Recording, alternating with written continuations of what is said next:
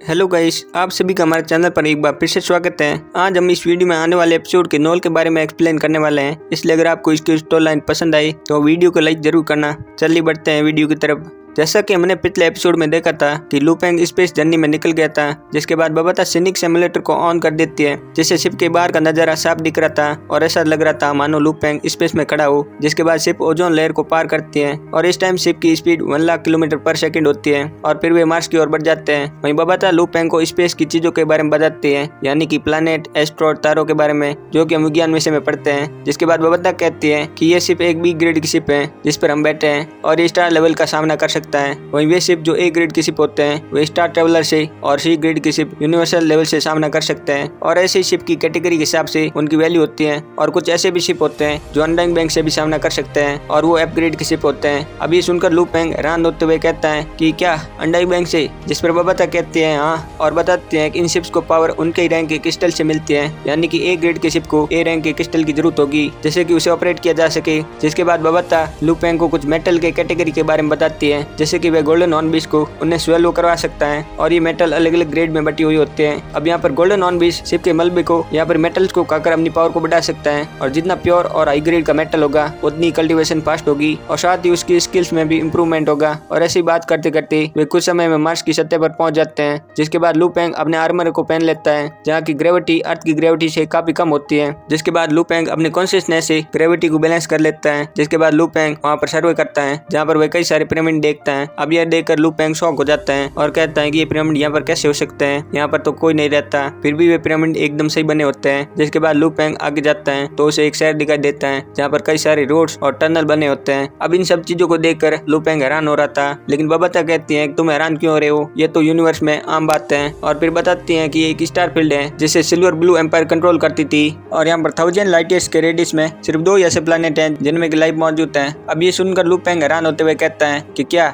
यहाँ पर एक और प्लैनेट है जिसमें लाइफ फोर्स मौजूद है। जिस पर बबाता हाँ कहती है और बताती है कि वो प्लैनेट यहाँ से 100 लाइट ईयर्स दूर है और अगर हम लाइट की स्पीड से भी जाए तब भी हमें वहाँ जाने में 100 साल लग जाएंगे। अब लू पेंग जैसे जैसे जाने लगता है तब उसकी हैरानी और भी बढ़ती जाती है। जिसके बाद बबाता बताती है कि इस अर्थ का यूज मॉन्स्टर को ब्रीड कराने के लिए किया जाता है और यहाँ पर ह्यूमंस मिलियंस में रहते हैं, इसलिए उन्हें गुलाम बनाने के लिए ब्रीड किया जाता है। फिर बबाता बताती है कि प्लैनेट को भी अलग अलग कैटेगरी में बांटा जाता है, जैसे कि agriculture planet, forestry planet, industrial planet, ऐसे ही कई कैटेगरी होती है और उन प्लैनेट का यूज उनकी कैटेगरी के हिसाब से होता है, यानी कि अर्थ पर लिविंग बैंक्स होते हैं, जैसे कि वे मॉन्स्टर को ब्रीडिंग करवाते हैं ताकि आगे चलकर वे उन्हें गुलाम बना सके। और ये सभी ब्लू सिल्वर एम्पायर का एक अहम हिस्सा है। और साथ ही मार्स पर माइनिंग हुआ करती थी और ये बहुत ही पहले होती थी, जिसकी वजह से यहाँ पर शहर और सड़कें होती हैं और यहाँ पर इंटरस्टेलर शिप इन्हें नहीं लेने आए होंगे, जिस कारण ये अभी भी ऐसे ही है। और अभी तुमने जो पिरामिड देखे थे वो उनकी एनर्जी का सोर्स है, जैसे कि ओटोमन एम्पायर ने बनाया था और ये उनकी टेक्नोलॉजी की बस एक छोटी सी झलक है। और फिर वे लू पेंग को इसके बारे में समझाती है कि इंसान कल्टीवेट करके अनडाइंग बैंक लेवल तक आ सकते हैं और इसके लिए उन्हें बहुत ज्यादा मेहनत करनी पड़ती है। लेकिन एक मशीनरी रेसेज होती है, वे सिंपली एआई होती हैं और उनके पास कोई भी सोल नहीं होती है, फिर भी वे अनडाइंग बैंक जितनी पावर को रखते हैं। अब लू पेंग ये सुनकर शॉक हो जाता है, क्योंकि एक एआई होते हुए भी अनडाइंग बैंक जितनी पावर को रखते हैं। फिर बबाता कहती हैं कि वे लोग टेक्नोलॉजी के क्षेत्र में इतने आगे बढ़ गए हैं कि तुम चाहकर भी इनका मुकाबला नहीं कर सकते हो। जिसके बाद बबाता सारी चीजों को स्कैन करती है और बताती है कि यहाँ पर ब्लैक आयरन बहुत ज्यादा मात्रा में मौजूद है।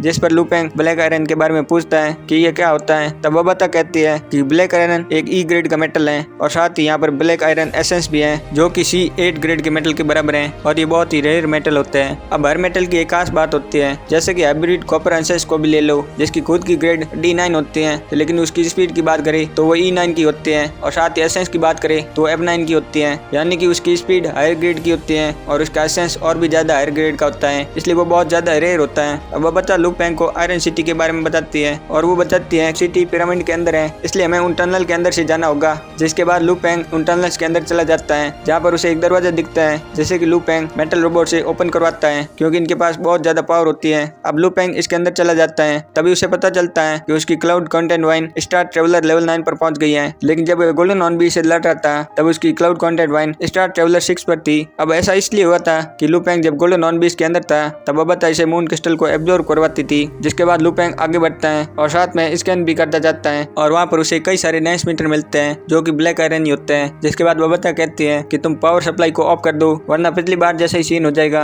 अब यहाँ पर कौन सा सीन होने वाला है, क्या लुपेंग मेटल को कलेक्ट कर पाएगा या नहीं, वो हमें अगले एपिसोड में पता चलेगा। इसलिए बने रहिए हमारे चैनल पर और चैनल को सब्सक्राइब जरूर कर दीजिए।